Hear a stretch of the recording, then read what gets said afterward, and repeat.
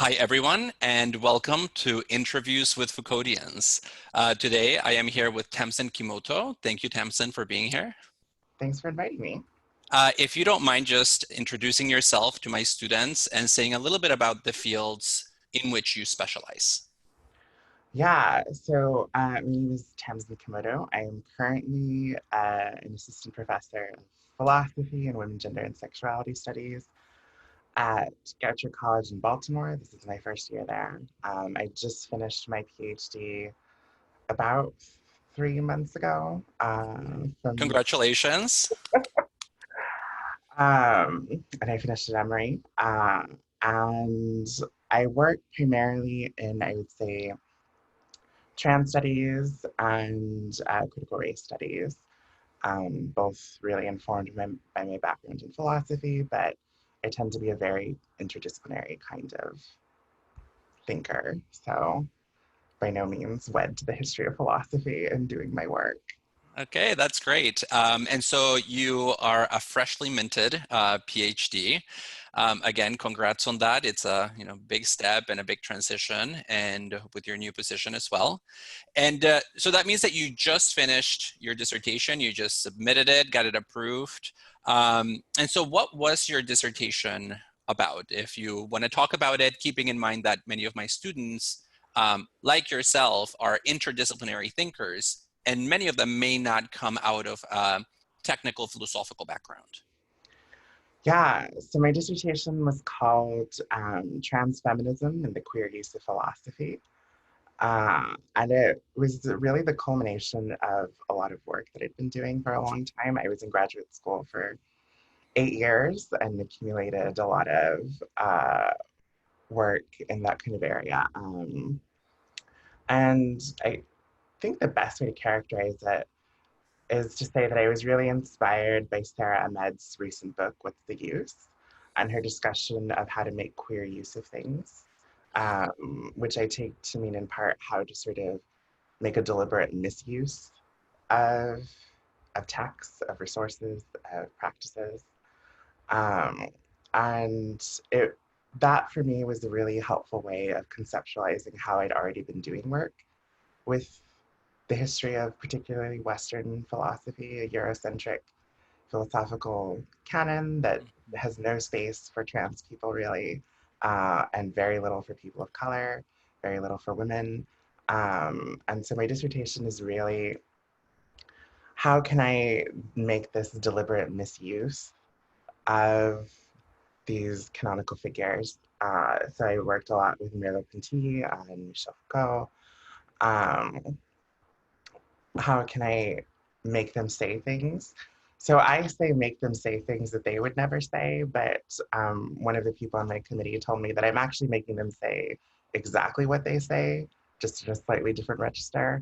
Hmm. Um, but so yeah, the point was to think about trans experience really broadly. So I looked at issues of what is it like to live under conditions of transphobia, doing a critical phenomenology of that, so bending Merleau-Ponty a little bit.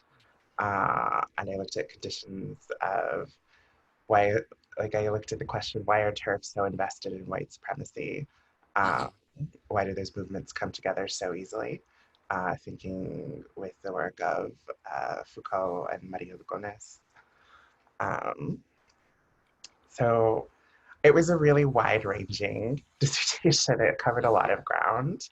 Um, but the goal was to sort of um, give myself really language for talking about things that that I experience in daily life, or phenomenon that I'm seeing develop, and to think more carefully about sort of the roots, the origins, and how that affects sort of lived daily life. No, that's great. And it reminds me of that famous book in the philosophy of language, How to Do Things with Words. It seems like you're doing how to do things with philosophers, how to make philosophers do things for you that speak to your lived experience, to your historical moment, to your lived reality.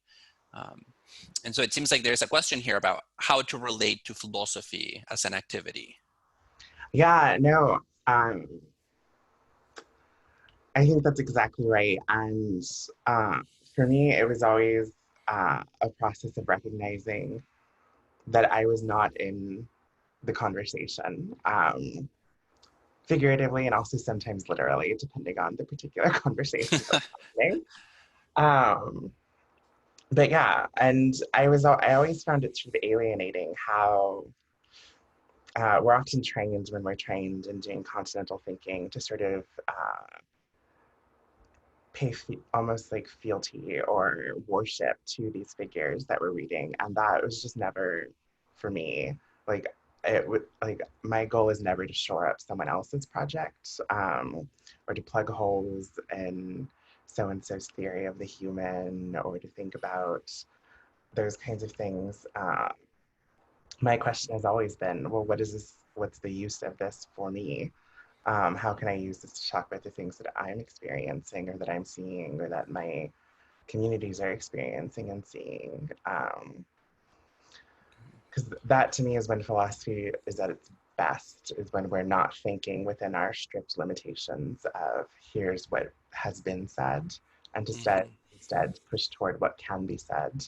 What kinds of things can we do? How can we continue to push the boundaries of what we can know and think? I mean, I remember reading Spinoza and that line that everybody loves to cite, we don't know yet what the body can do.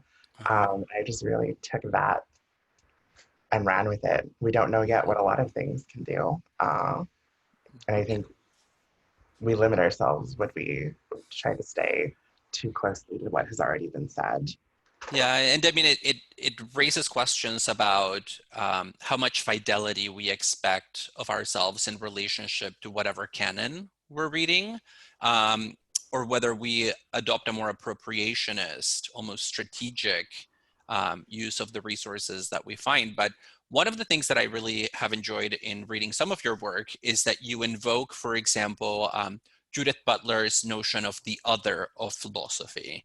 So in trying to think interdisciplinarily about identity, about existence, about experience, um, it's almost as if you're trying to get philosophy out of its silo and get it to enter into dialogue with whatever we conceive as the other or the outside of philosophy. So I'm wondering if you can say a little bit about what that outside has historically been or how you understand it.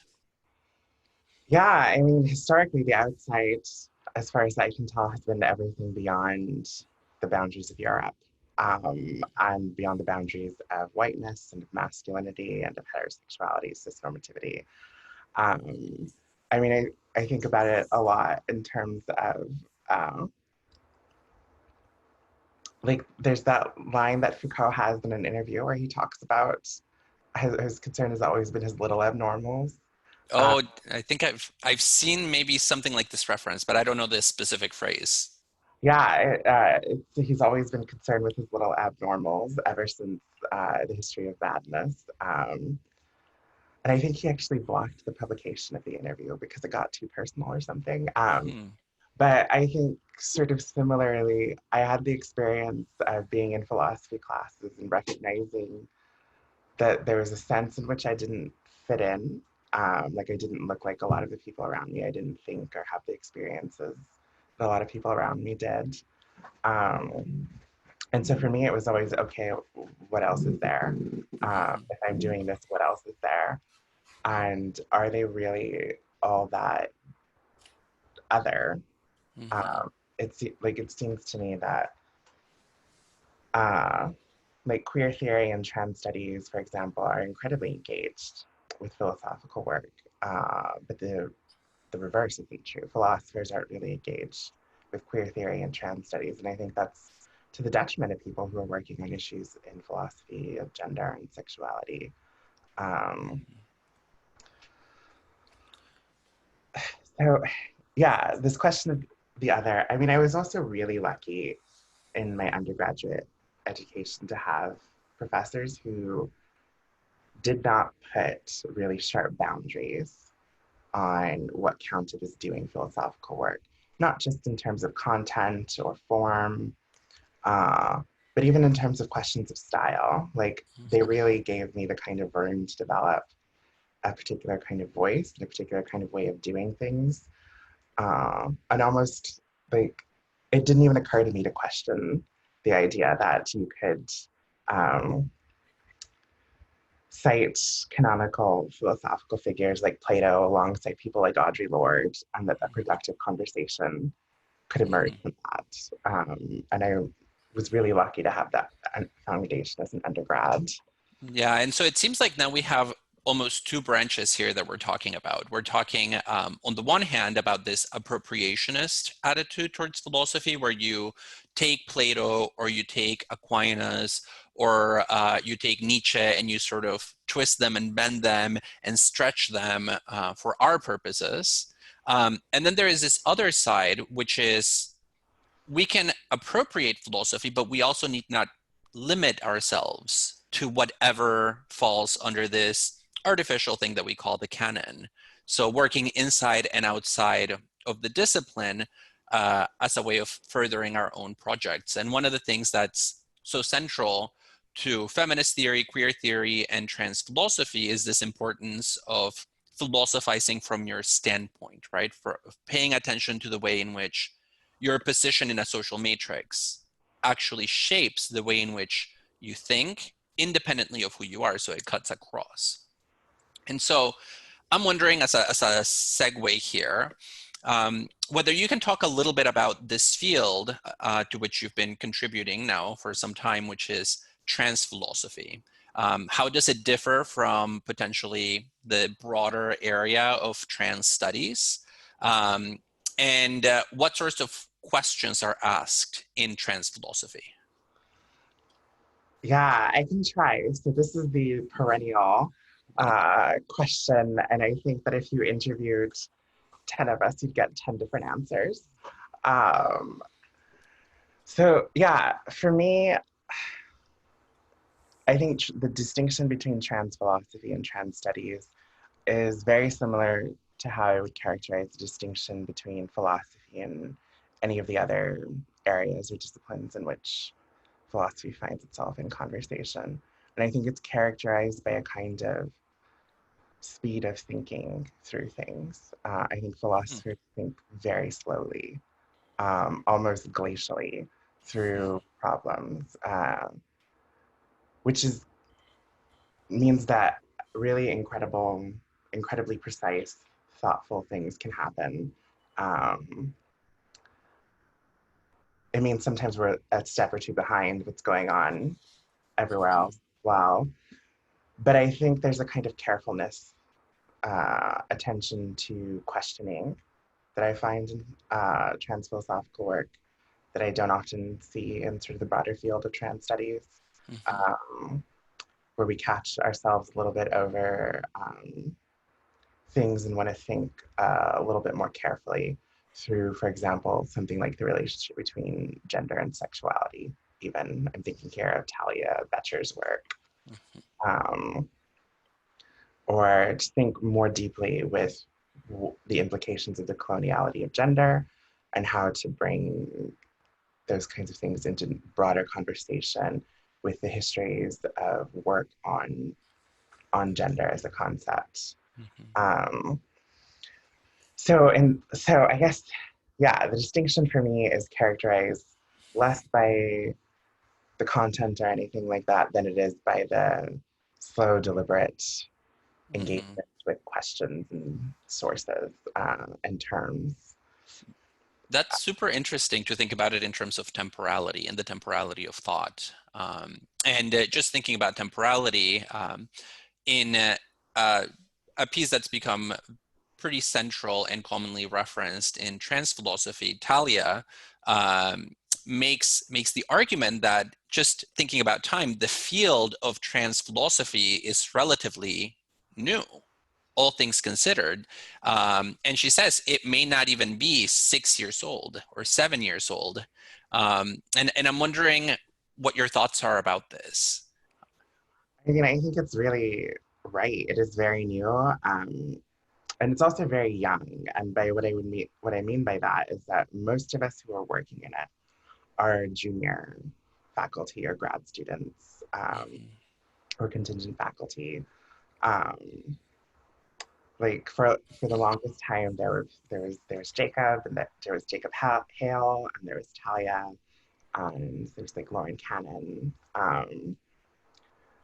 At the last trans thinking conference, we had a panel of sort of like the elders of the field. I think they would hate being, some of them would hate that.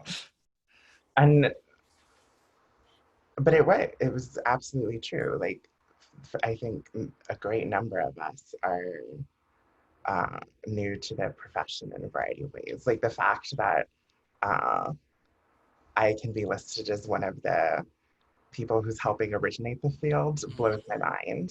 Uh, Mhm. but yeah, it's very new, it's very young.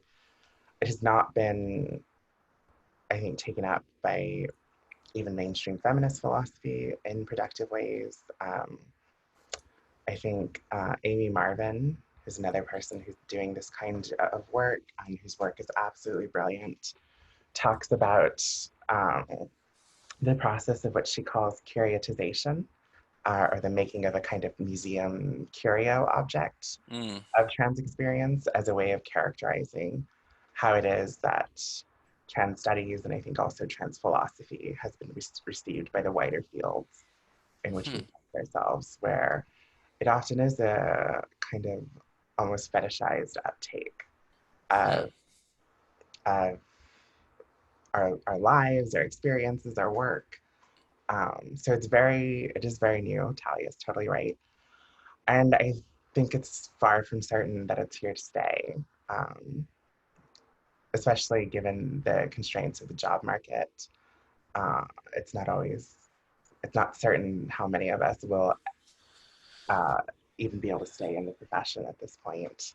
Yeah, and I mean it speaks directly to the way in which the kind of output that philosophy as a discipline produces really is tied to very concrete material, economic, social conditions on the ground, right? So if you have young um, faculty in contingent positions within the academy who can't get jobs, and there's a lot that just doesn't get said down the line. So it's something that I'm personally very interested in and invested in, which is this question about literally whose voices don't get heard inside the academy, not because of high-end conceptual schemas, but just literally because they're not there. They're not at the faculty meetings. They're not in the seminars. They're not in the administrative workshops, etc. And it seems like here you're making a claim that says, you know, this field is occupying this marginal position because of the confluence of these variables. Yeah, and I think there's also, I think we also can underestimate the influence of um, all of the kinds of norms around racialized and gendered identities that also impact this. Um, like it's not always clear to me that the field has a problem, for example, with trans philosophy itself, so much as with trans people doing trans philosophical work or philosophical work on trans issues. Like it seems to me that cis philosophers who engage these kinds of questions experience almost none of the backlash that we do for engaging these kinds of questions. And I also think there's an element of, uh, like, I work a lot on transphobia and violence, and that sort of dominated a lot of my work for a couple of years. And it came to a point where I had to stop doing it. I had to stop working on it because it was taking a toll on me, uh, emotionally, psychologically. Um, and I think that that's also an underthought about element. Those of us who are implicated in the work we're doing, who have Mhm.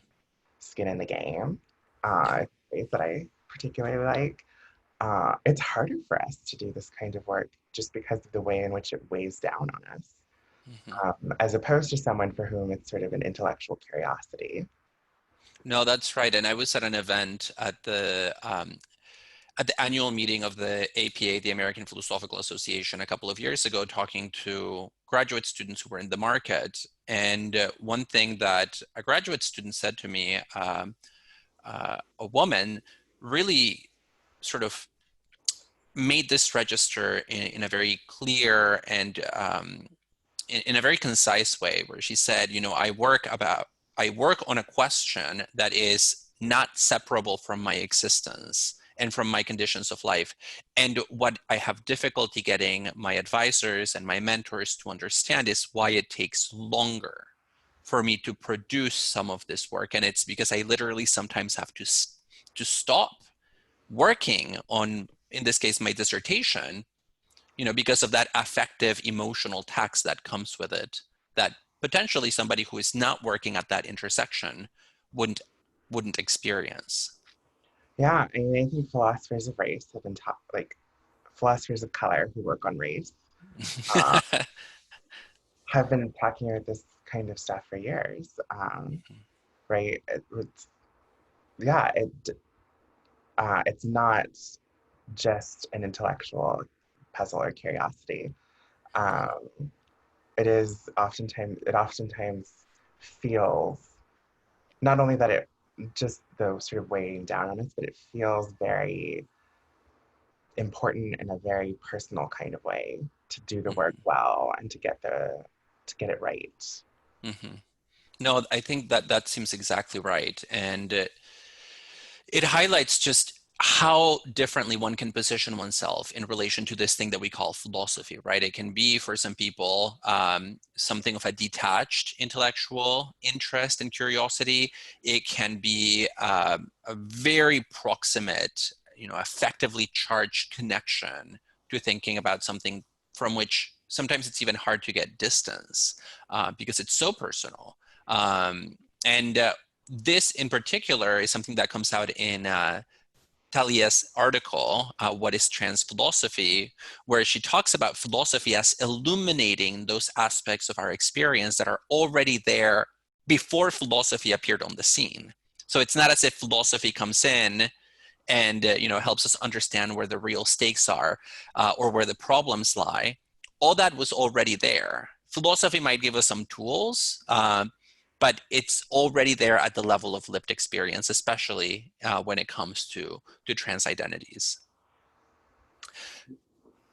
Well, now you mentioned that you stopped working on violence. And in the past, you've worked, for example, on Foucault and violence and sovereignty in relation uh, to trans philosophy. And so if you've moved away from that, what areas are you working on now? Or did you take a break from that and are now returning to it?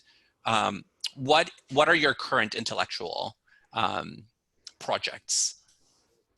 Yeah, so I took a break and then came back to it, and I think added um, more explicitly components of engagements with questions of sexual violence. So my current work is best character. So there are two things that I'm working on. I forever have this problem of needing to have multiple projects going, or I get stuck and I get bored with things. So I have to be able to bounce back between things, which is not the best way to work, but it's the only way I can. Um, so one project that I'm just getting off the ground emerges out of some of the stuff that I was up to in my dissertation. Um, so the question is, given what we know about the assumptions of whiteness, the kinds of implicit whiteness that's embedded in our scientific and medical discourses, it's curious to me that this is underthought in trans medicine um, and in trans medical practices. So I uh, came across this procedure that's called facial feminization surgery, um, which is a procedure in which doctors literally go into your face and shave down parts of your bone structure and things like that to give you a more normatively feminine facial appearance.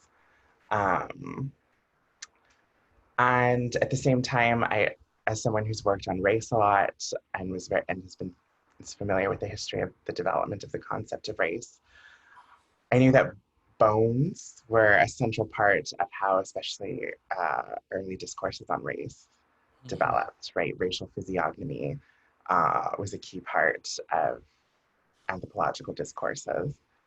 Um, and also, I mean, just in daily life, we talk about people looking uh, ethnic or not ethnic in a variety of ways. And so this procedure, facial feminization surgery, was curious to me because as I looked more into it, there's very little discussion of race, but there's a lot of discussion of concerns about aesthetic beauty and things like that.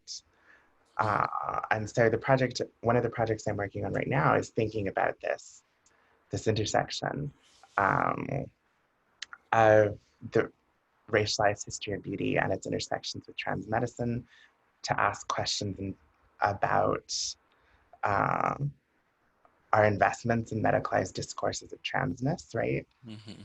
And also our investments in racialized analyses of beauty, uh, insofar as beauty is an implicitly white category.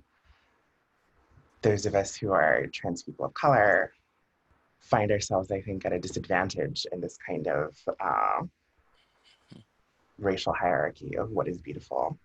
And so I'm very curious about what comes out of thinking about these kinds of questions in terms of whose lives aren't worth protecting.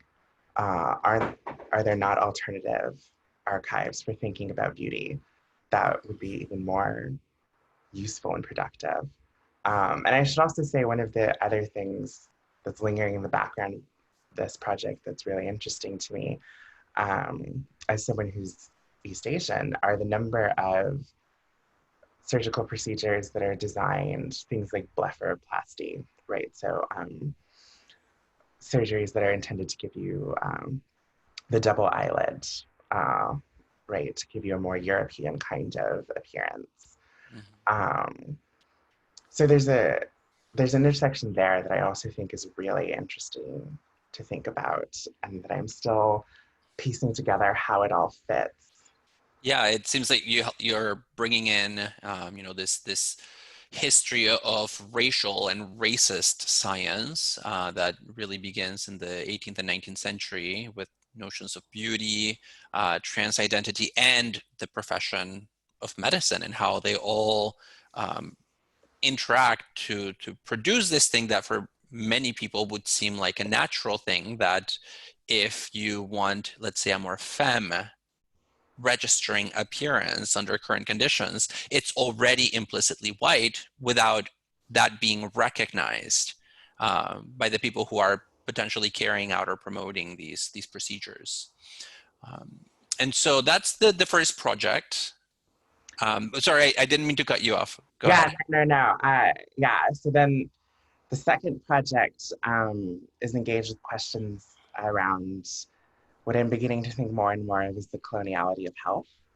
And so the intersection between environmental racism and public health, and to think about how um, sort of the long term and transgenerational health effects of environmental racism can have the effect of almost achieving the goal of making race biological uh, through the reduction of life chances, through the radical exposures to hazards. And what started this was Hmm. um, so I did my undergraduate education very close to the Navajo Nation. And so I learned a lot from my friends and my instructors about histories of settler colonialism, specifically in the Navajo Nation. And one of the things that I learned about was the history of uranium extraction uh, on on Navajo land. And so for decades, the US government was involved in pulling uranium out of the ground and in the process exposing Navajo workers, Navajo families, the land itself to environmental contamination catastrophe that still lingers today. There are nearly 1,000 uh, mines on the Navajo Nation, which is the largest reservation in this country. Um, and the runoff has leaked and seeped into the groundwater in Arizona, which is one of the primary sources of water. And many people on Navajo Nation still use things like well water. So they're pulling directly from the aquifer um, that in parts of the res are heavily irradiated and contaminated. Um, the rates of things like cancer have skyrocketed on the Navajo Nation compared to other places. And so I've been thinking about this for a Huh. long time. And then as more and more information comes out about these other ongoing environmental catastrophes, things like lead pipes in predominantly Black communities, it seems to me that environmental racism is a continuation of this uh, colonial modern project of destroying uh, people of color, Black and Brown people. Okay. Um, and I'm interested in thinking about this in line with conversations about genetics and the inheritance of things like trauma, and this also as an inheritance now. So I've been reading a lot about uh, how irradiated genes affect uh, generations on, Hmm. which is something that we know relatively little about in humans. We know more about how it works in animals and plants than we do in humans. Um, And I like that you're presenting this in terms of if we look at the epigenetic effects of environmental racism and the passage of, in this case, trauma down the germ line, you mentioned it almost has the effect of making the dream of the 19th century, the biological concept of race, seem real. So it's almost as if it becomes this self-fulfilling prophecy where you create these conditions of environmental and ecological catastrophe in places occupied by Black subjects, by indigenous communities. And over time, that does sort of seep into, I mean, it seeps so far as to go into the genome, and then it gets passed down. And at the end, you do end up with what appears like a racial biological difference, but it's not there at the beginning, it's created. yeah, so the way that I've been like thinking about this is biological race not as origin, but as destiny. Mhm. Um, right? Like I think because it seems clear, right? Insofar as these communities are being exposed and have been exposed for decades to these kinds of environmental catastrophe, um, it's not a question of if or when, but already how this has had this kind of effect. Hmm.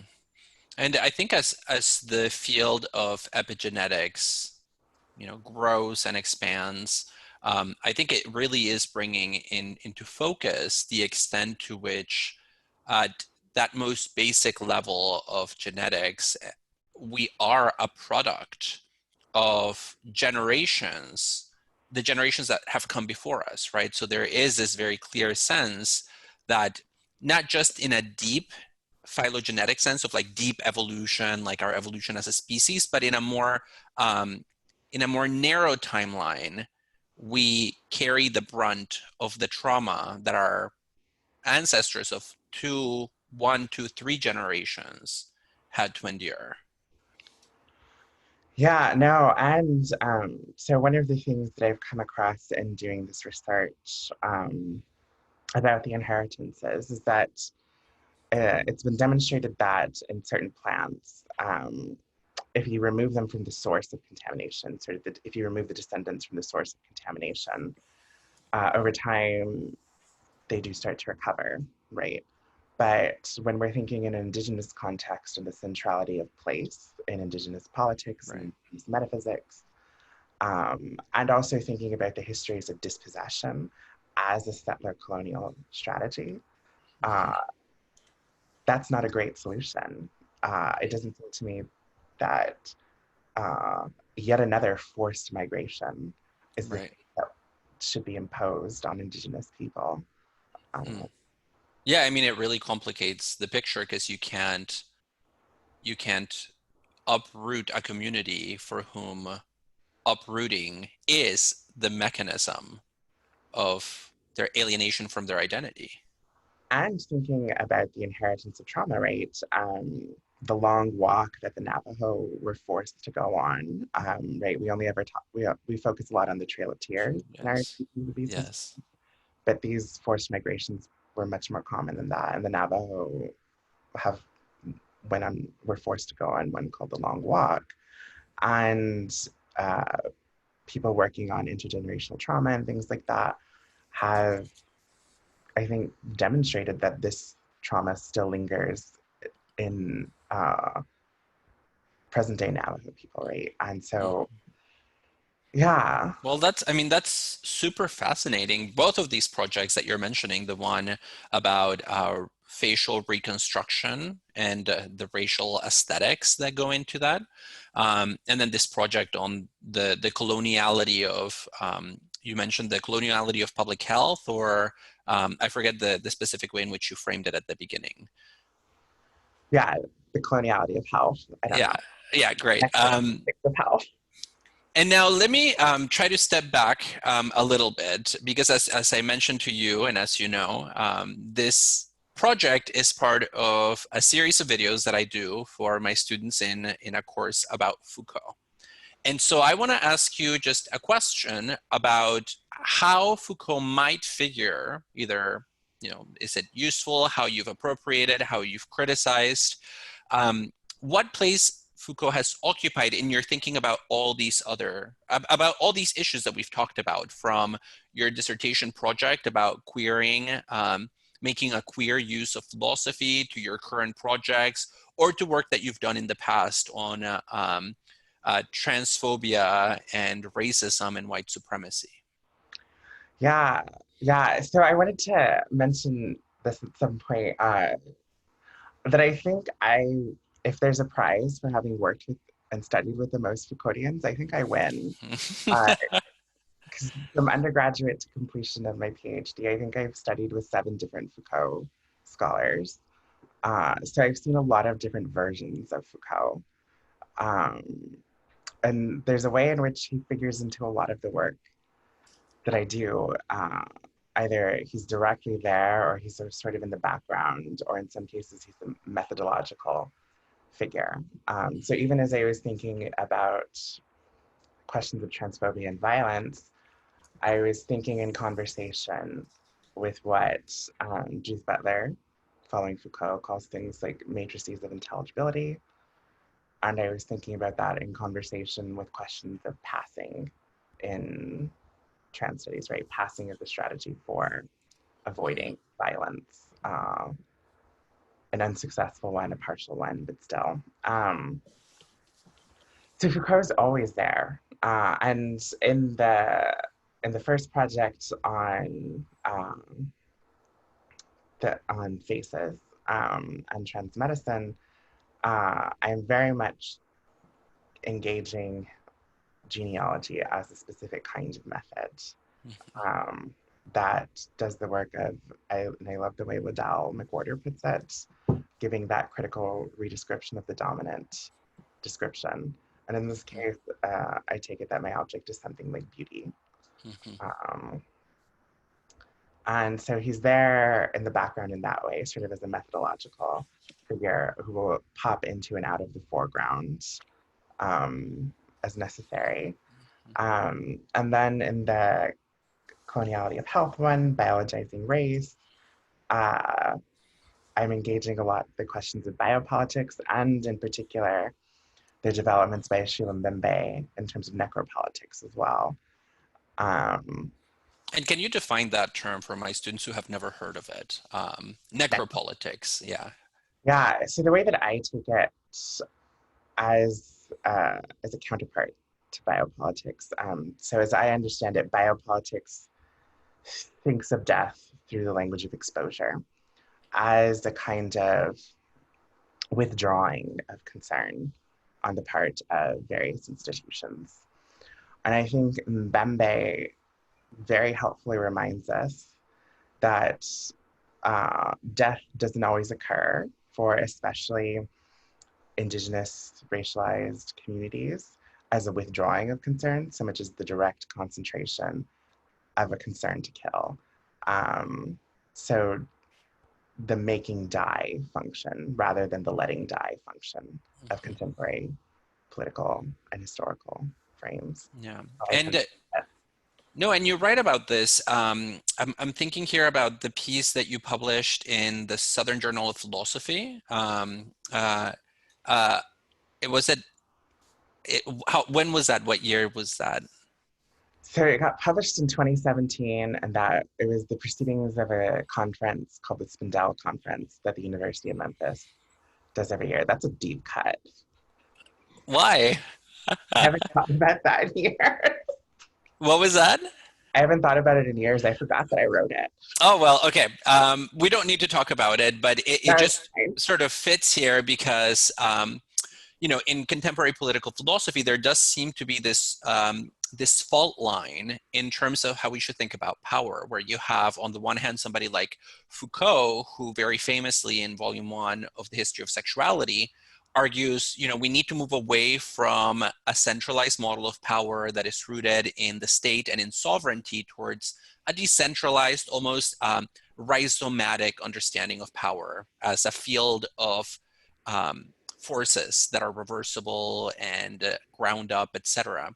And then on the other hand, you have people like, maybe we can put like Hartenegri in their own way here, but most certainly Giorgio Agamben, who say, no, hold on, before you have this decentralized understanding of contemporary power relations, you need to retain the notion of sovereignty, because it's not as if that has really gone away. It depends on for whom.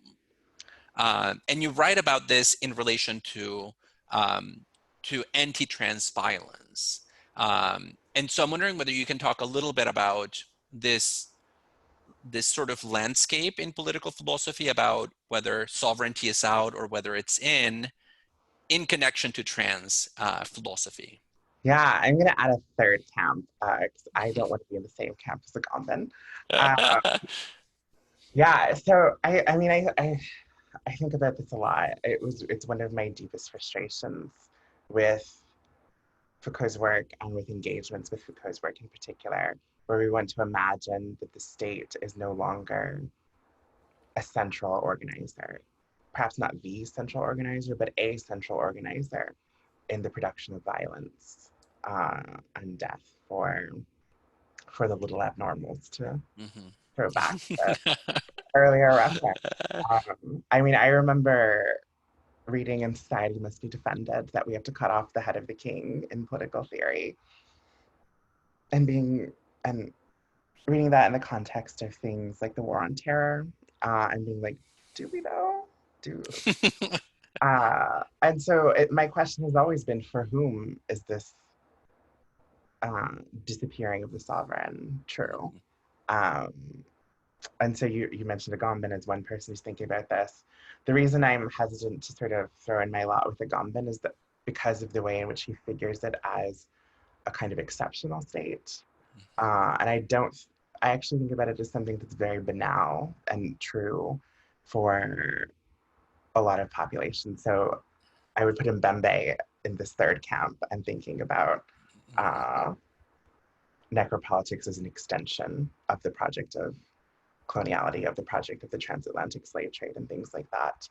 Um, where for in the US, indigenous communities, Black communities, other communities of color have never had this disappearing of the sovereign. In Mhm. fact, there's only been, uh, at best, there's been a kind of veiling of the sovereign, of this figure of the sovereign, of this Hmm. engagement with this kind of question. Um, and in terms of trans studies, I think especially for trans people of color, this is true. Insofar as we live at the intersections of racial politics and also of a deeply transphobic state, uh, right? I'm thinking here of uh, things like bathroom bills, bills that are intended to restrict trans people's access to public facilities and things like that, or the present administration's recent rule that doctors can refuse us basic medical care, not even trans specific uh, medical care, but But basic just, medical care. yeah. Um, and and also all of the various kinds of legislation that have been passed or attempted to pass at a variety of different levels that are intended to allow the state to target trans people, especially trans people of color, especially Black trans people, very Hmm. directly. Um, so, yeah, I think insofar as what we deal with is what Dean Spade calls the administration of gender, right? This idea that the state has the role of uh, assigning and even is the arbiter of transforming a gender designation. Um, it's never been a question for me that trans people are right up against the sovereign in some Yeah. kind of way. And so we might need to cut the head of the king, but not in political theory. We might need to cut the head of the king because the king is still there in the form of this state apparatus that very much is still taking proactive steps to not just let certain populations die, but to ensure their ongoing exclusion, targeting, destruction, etc. And one thing that you wrote about that I thought was such a good example of this is you write about the policy in 2013 in Atlanta, where we both have lived, that allowed police officers to essentially stop and interrogate anybody who is suspected to look like a sex worker. And of course, this has explicit, overtly transphobic connotations insofar as in the public imaginary, and as you point out in the social scientific literature, there's been this connection established between trans subjectivity and sex work, so that this seemingly, this policy that seems to have nothing to do necessarily with trans lives is about nothing but trans lives. It's about the criminalization of trans people's presence in public space just because of that association.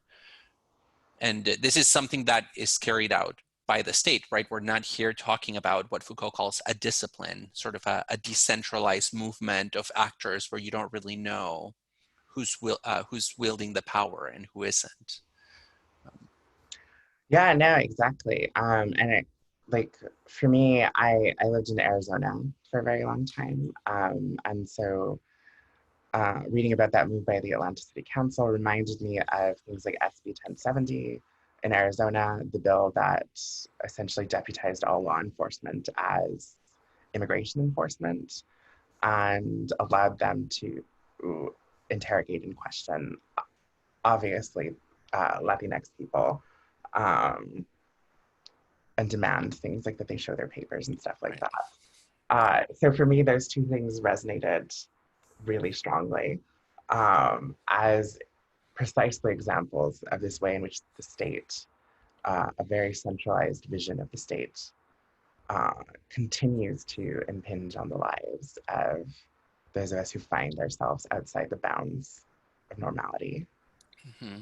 And just the importance of, be it political theory, political science, political philosophy, uh, to recognize that, which it can only do if it begins from the standpoint of the experience of people in those positions. Um, Yeah, no, exactly.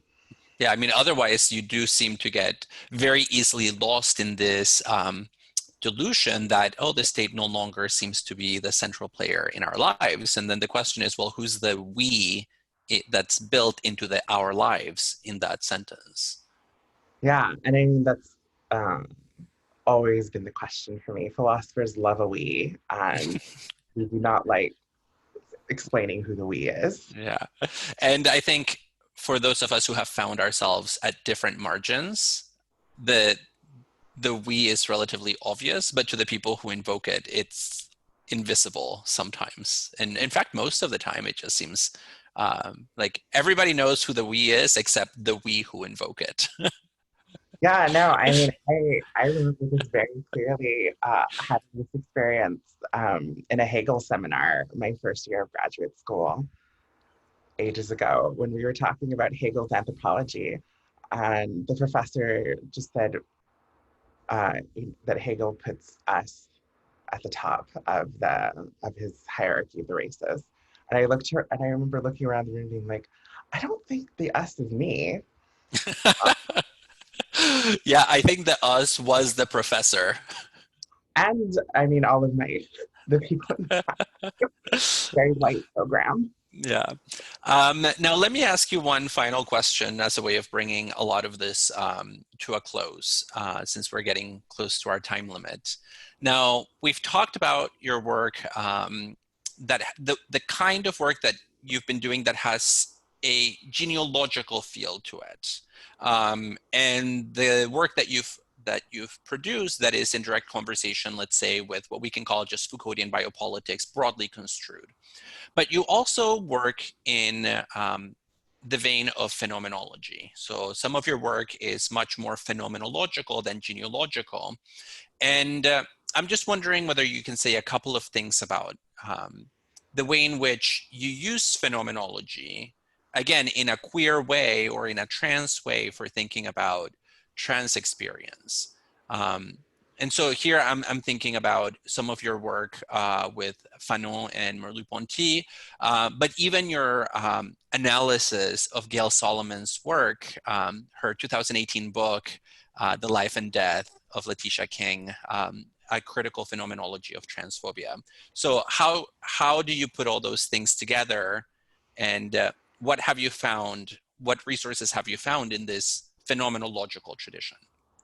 Yeah, so I have to say it's baffling to me in some sense, like in a historical look at it, that my work would at all be associated with phenomenology, even though I clearly am doing and engaging phenomenology. Um, for the longest time, I think I had that knee-jerk Foucauldian response to phenomenology, which is that it's um, not an incredibly useful kind of discourse because of the way in which experience is always historically produced, socially produced. Uh, and so I have always found myself uh, needing to feel like, who am I more loyal to, phenomenology or Foucault? Um, but I think it's the critical phenomenology thing that I want to talk about, because I think that's another one of those terms that's really in flux. And if I am a phenomenologist, it is in that kind of vein. So I'm very invested in figuring out what this means. Um, and I know that a lot of the definitions that are out there, the ways of framing it that are out there, talk about using phenomenology not just to identify structures of experience, but to examine those sorts of oppressive structures and to advocate for their abolition and things like that. This is a Mm-hmm. version of the Yeah. definition that like Lisa Gunther offers, for example. Um, and for me, the question of critical phenomenology, the the project of it is always limited because I don't think phenomenology is a critical discourse. And by that, I mean, I don't think you can engage a practice of critique from entirely within the boundaries of phenomenology. I think you need something other than phenomenology animating the critique. And for me, one of those things is Foucault. So Foucauldian concerns about the relationship between power, knowledge, and subjectivation, for Mm-hmm. example, is one of those things that animates my critical work. as a phenomenologist, as a critical phenomenologist. So, and it's a way of getting around the problem of picking sides because Yeah. it's not a fight I'm invested in. I don't really care at the end of the day who's right. It's always the question for me what's useful. And I think putting these kinds of Foucauldian analyses in conversation with the sort of rigorous attention to experience that phenomenology allows us, that also for me is animated by my investments in women of color feminisms, um, and the centrality of lived experience in those discourses, uh, Mhm. bringing those things to bear on my experiences as a trans feminine person, as a trans feminine person of color. That to me is more productive than Mhm. fight between Foucault and Foucauldians and phenomenologists on the question of experience. Yeah, and you're not the only person, interestingly, who has pointed to this tension that I've interviewed that says, ultimately, I just want to use the resources that are helpful for my purposes. And it seems like it ultimately boils down to this need to hold um, two prongs at the same time. One that recognizes the lived experience from within it, the way in which experience unfolds for the subject in question, and at the same time, this historical angle that recognizes that that experience is the byproduct, as you said before, the destiny of a number of historical, social, political, economic forces that culminated in making it possible at all. And so holding those two things simultaneously really is a balancing act that that sometimes might require us to choose, do I pay a little bit more emphasis to one or the other? But in general, I think you're right that you need that addition to phenomenology that comes from outside of phenomenology in order to animate it and motivate it, in the interest of something that we could call justice, just very broadly speaking. Uh, Yeah, no, and I think similarly, like Foucault has problems getting normative projects off the ground. Foucauldians have problems with this, and I think phenomenology gives us a grounding for that once mhm. it's properly motivated. Yeah. No, that's wonderful. And I myself have found myself at this intersection where I have a longstanding interest in questions of lived experience. And I also have worked on Foucault and Foucauldianism broadly construed. Um, and there's always this sort of like little person in the back of my ear who's like, which one are you choosing? And it's only when the other person is like, don't worry about it, that then the work seems to follow a little bit more smoothly. Yeah, no, exactly. Sometimes that little person is not so little. Yeah, it's just screaming in the back of the head. Tamsin, I think we're out of time, but I really want to thank you for taking the time to talk with me about your work and about Foucault and about trans philosophy. And I am very glad that this new field, which may or may not be 5, 6, 7 years old, has you as one of its voices. I've really enjoyed reading some of your work, and I'm sure my students will benefit from thinking about not just this question about sovereignty and Foucault and biopower, about which you've written, um, but more broadly from your work that raises questions about how we should position ourselves in relation to theory, which I think is really such a fundamental, almost existential question for those of us who do cognitive labor.